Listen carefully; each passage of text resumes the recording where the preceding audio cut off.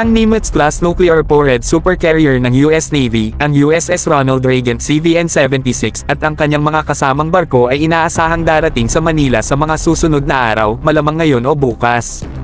Ang barko mismo ay nasa loob na ng Philippine EEZ at kahapon pa, October 27, 2023, ay mga 40 nautical miles na lang ang layo nito mula sa Bajo de Masinloc o Scarborough Shoal. Asahan na rin natin na wala namang gagawin ng China Coast Guard tulad ng ginagawa nila kapag nasa lugar ang mga barko ng Pilipinas. Ito'y nagpapakita na nirerespeto ng China ang lakas, hindi tulad ng kulang na kulang sa atin at hindi pa rin naiintindihan ng ating mga mambabatas at mamamayan.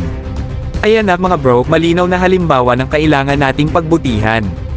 At isa pang nakakabilib na katotohanan ayon sa mga naunang ulat, mayroon higit sa 150 Filipino-American o may lahing Pilipino na kabilang sa personnel ng USS Ronald Reagan.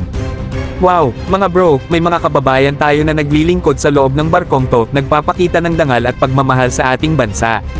Mga ganitong pagkakataon ang nagpapaalala sa atin ng malalim na samahan sa pagitan ng ating mga bansa, ng mga pinagsamang values na ating ipinahahalaga, at ng patuloy na suportang ibinibigay natin sa isa't isa.